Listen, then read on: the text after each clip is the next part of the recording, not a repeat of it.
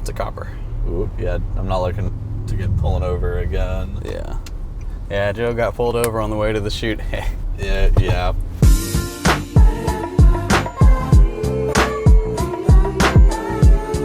Today, we are reviewing a 2019 Inifiniti QX80. This is a fun one for me because I haven't been in an Inifiniti, that's hard to say, in like a decade. Probably, my parents had a QX56 back in 2008, 2009 maybe. Yeah, and funny story about that is Inifiniti has not redesigned this vehicle since the QX56. I was going to say, that's why it seems like a time capsule. This is like exactly what I remember.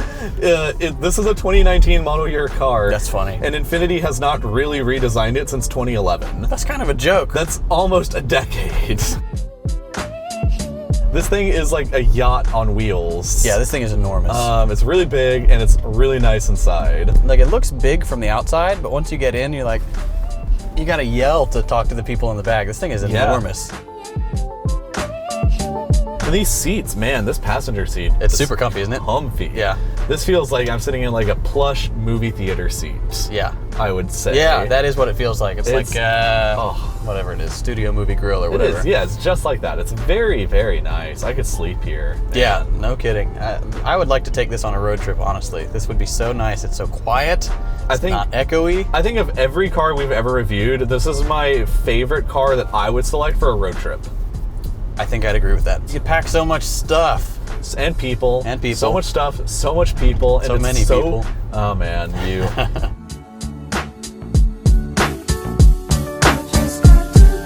I'm going to get on the freeway here just to simulate what the road noise is like. Or, experience, because we're actually on the road. No, this is all a simulation. Oh, you've been had. We don't actually drive cars. This is all green screen. Expert driver on closed course, do not attempt. All right, this is me absolutely flooring it. That's not bad. That's not bad. The acceleration, actually, it can kick up. Yeah, so we were probably going, I don't know, 55 when you got up to the end of the entrance ramp. So this car is already going to be in a higher gear, so when you stomp it, you can't expect that much more go power, but it got us there. It got us up there. I mean, this does have, again, 400 horsepower in a V8 mated to a 7-speed automatic transmission. And it's not immediate. Like, it's not the fastest shift in the world. No. But that's fine. I mean, it's an SUV. It's not a sports car. It's definitely purely automatic. You don't get, obviously, paddle shifters or anything. This isn't like a Alfa Romeo or a Maserati SUV. Yeah. It's one of the more sporty ones. Really, there's no need. Like, this whole thing is just about comfort and being relaxed. You don't want to have to tell the car to do anything.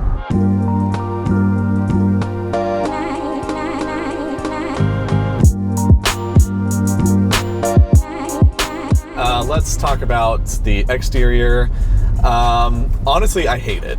It is a car. Of all the cars I've seen, it is one of them. I've always seen these, and I've never liked how the outside of them looks. It's a little bubbly. They look like bubbly and kind of strange looking.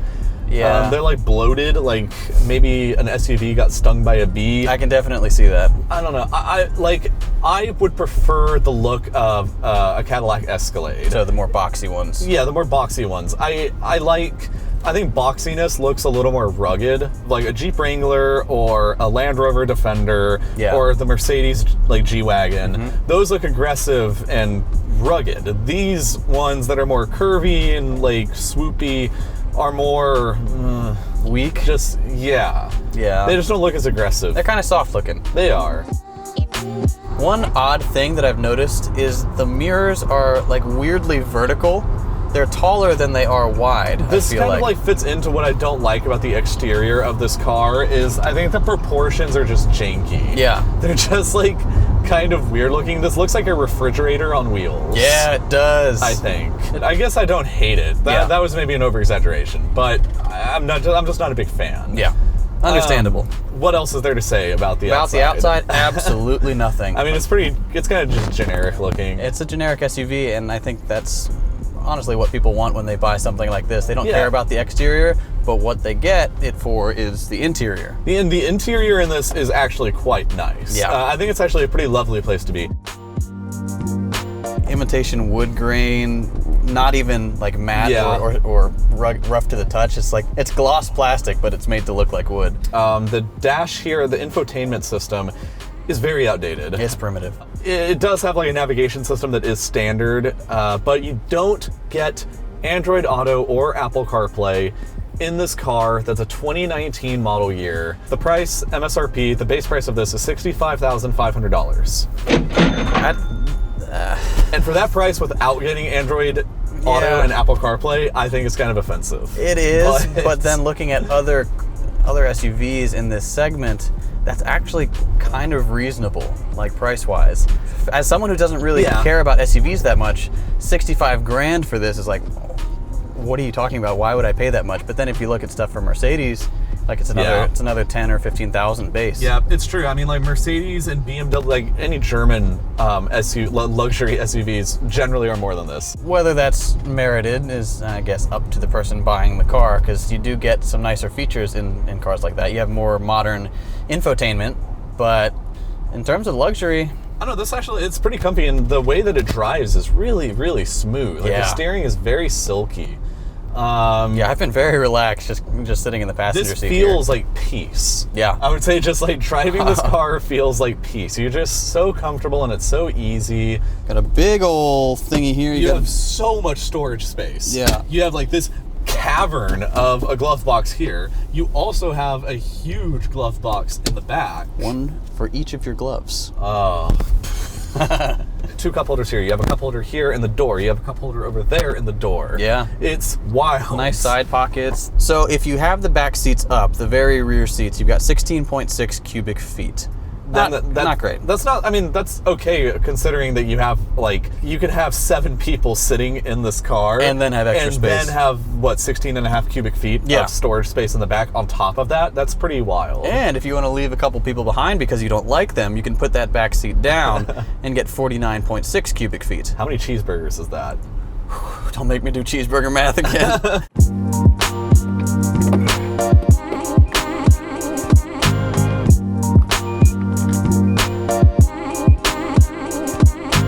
That's the worst backup camera I've ever seen in my entire life. Really? Ever? Yeah, that looks like it's nighttime outside. Yeah, that's pretty bad. That looks like it's from, again, like 2008. It's the middle of the day in Texas. It's the brightest place on planet Earth. But you do get a 360-degree view, although I will say it's nowhere near as nice as the Mercedes 360 view. Not even close. 14 mpg in the city and 20 on the highway. That's pretty bad. Which is pretty bad, but this thing weighs almost 3 tons, and it has a V8 that pumps out 400 horsepower. Yeah, so it's a beefy boy, and it can tow, what, like 7,000 pounds? 8,500. 8,500 pounds. You can tow 8,500 pounds with this. Other than the technology, this ticks all the right boxes. I'd say so. I think. It's not a deal breaker that they haven't redesigned the thing in a decade. The problem is they haven't redesigned anything. Yeah. This is why I don't like Nissan. Like, Nissan, if you're watching this, if there's an executive, redesign, for the love of God, redesign the GTR and the 370Z. Bring back the Datsun. And when you go electric, give us the Datsun 240E. Make it 240 electric. That would be so cool. Give us an R36 GTR. Yeah. Just redesign it, make a new GTR. That's all I want. So the base price is $65,500. Okay. You can get the the all-wheel drive version, which is $68,600. That's worth it. I think that's worth it. However, then there's the limited trim, which is $90,200. What could possibly add an extra $22,000? I'm not really clear what the limited adds, but it's an extra 22 grand. It's like little fancy bits. I mean, it's wheels, a little bit of chrome on the front fascia, and like that's it. Yeah, that's like all we can Not find. worth 20 grand. No, definitely not. Unless you were a limited boy and you want a limited car. You want a limited edition Infiniti. Yeah. For God knows what reason. I don't know. I'd stick with the all-wheel drive model. Getting into the competition that this is up against in the luxury SUV segment, which is maybe one of the biggest segments of vehicles that exists in America, at least. In America, for sure. Luxury SUVs. There is a lot of competition against this. And I would say you see more of the competition on the roads, I would say. I see a lot of Escalades. Lexus, Mercedes, and Audi, and BMW, of course. Oh, the BMWs, yeah. But this is a strong competitor for how, like, affordable, air quotes, it is. At the $65,500 price point, that's $10,000 cheaper than a brand new Escalade. Here's my question though. Do you personally think you prefer a luxury SUV like this that's like strictly about luxury and not about performance and speed or anything like that?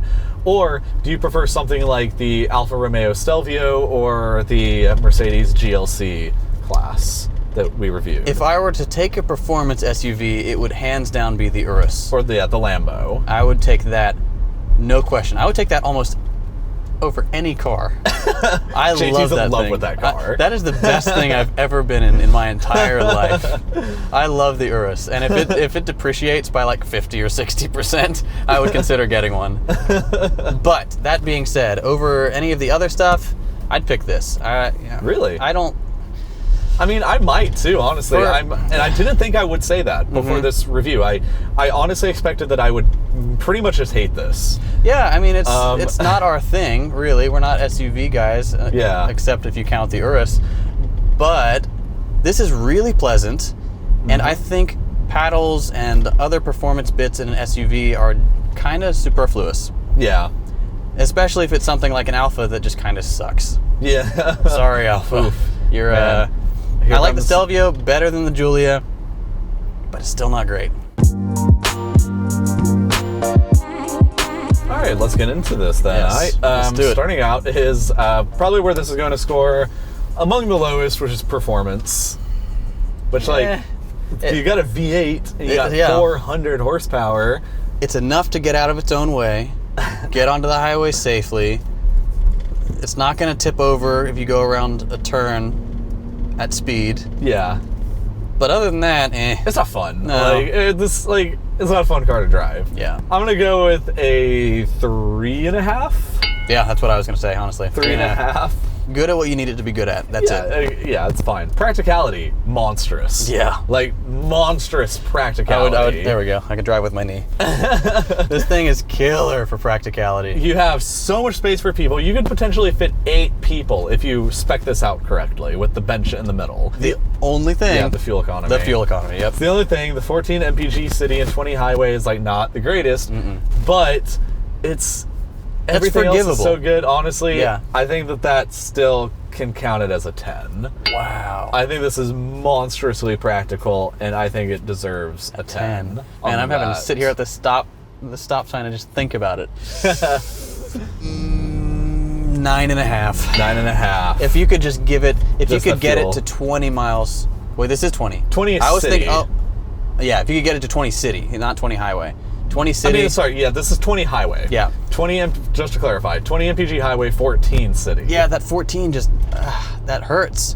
Then up to value. I think the value seems pretty good on this. I mean, this is cheaper than most competitors in the luxury SUV market. That being said, you can get non-luxury SUVs like the Nissan Armada, also from like the Nissan Group, that is like $20,000 less than this. But you don't get all the nice leather and like... It's not going to be as quiet. It's not going to be as refined. This has a heated steering wheel. I think the value is pretty high on this. Not like incredibly so the same way like I would give a Toyota Land Cruiser. Yeah. Which, if I was in the market for a luxury SUV, that's probably what I would be looking at personally. Well, how do you feel with this being priced at $65,500? For me personally, I think it's a little high for what you get. Yeah. Because I'm in a different market. But I think the value is great. I'm gonna give it an 8. An 8. Yeah. I think I'm gonna give it a 7. Then cool factor, which is basically non-existent. Yeah, 1. I don't. Well, the inside, like when you look at the inside, it's massive. That's kind of cool. It's like that's kind of cool. Hey, pulling up to the club, check out. See how many seats I got? My QX80. I opted for the second bench seat. That's 8 people. I mean, you can basically have a party. 15,000 burgers. A party in this, and that's cool. 1.5. 1.5. Ouch. I'm gonna give it a 2. It's like a little cool. I don't want to be mean. It's not, but it's not uncool. Next up is quality, which is pretty high. Pretty high, yeah. I think the materials in here are good. Honestly, here's how I feel. The physical stuff in here is of high caliber quality. Yes. The technological stuff is of very low quality. Very bad. But I don't care so much about that. I would much rather it be that way than the other way around. That's true. I'd agree. Yeah. That's very fair. I'm going to give this a 7.5. 7.5. All right. I'm going to give it a little lower. I'm going to give it a 7 because while it is good in here, the quality, it's not as good as its rivals, I believe. I think the Escalade is a little nicer. I also think that its German rivals like Audi and BMW and Porsche and Mercedes all have a little better interiors than this, and even Lexus has better interiors. I will say the seats in this are comfier than in the Mercedes we just reviewed. That's true. The seats are comfortable, but I think the materials generally are better in German vehicles and better in Lexus. That's probably accurate. Then fun factor, which is also like not it's not fair really to this car because it's not fun at all, but that's not what this is for. It's fun in the sense that, like, I don't know, maybe we should have like an extra category here for like fun / comfort, like enjoyment. No, well, enjoyment's like fun. Just like comfort while driving. Here's what we'll do. We're gonna switch for this episode fun factor with comfort / experience.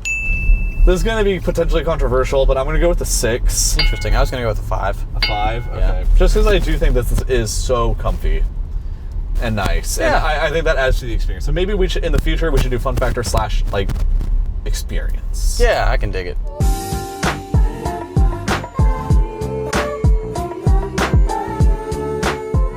So the average score for the Inifiniti QX80, the 2019 model year, is a 35.25. Which is interesting. We rated this 0.5 points higher than what we reviewed last week, the Mercedes AMG GLC 45. 3. It all rhymes. 43. Yeah. Okay. The AMG GLC 43, we rated this half a point higher than that. I think that's appropriate. Which I think is pretty appropriate. And we also rated this a little higher than the Alfa Romeo Stelvio. Interestingly, the SUV that we did rate higher than this was the Toyota 4Runner TRD Pro, which we rated just 0.25, a quarter of a point higher at a 35.5. If I remember correctly, that one also was kind of primitive on the inside, wasn't it? It was, yes. Interesting. This right now is the best luxury SUV so far we've reviewed. We've reviewed very little, so take that with a grain of salt. But so far, this is the best one we've done. Yeah, I totally agree. I mean, if you are in the market for a luxury SUV and are kind of budget-minded, 65, 68 grand will get you this thing. You will not be disappointed. 3-ton luxury barge. 3-ton luxury barge. As always, thank you for stopping by. If this is your first time, we hope you liked it. Next time, we'll probably do something a little bit more exciting, but I don't want to give this one back yet, so I'm going to go cruise. Yep. All right. See you guys later. Peace.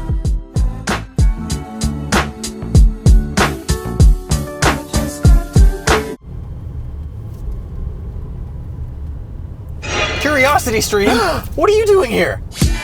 CuriosityStream is the world's first streaming service for people who actually like to learn stuff. They have thousands of documentaries and nonfiction titles from some of the world's best filmmakers. If you like our show, you'll love their speed category. It's got a ton of content on cars and other things that go fast. We've recently partnered with CuriosityStream to help build Nebula, our new streaming service. Nebula is a streaming video platform built by and for independent creators.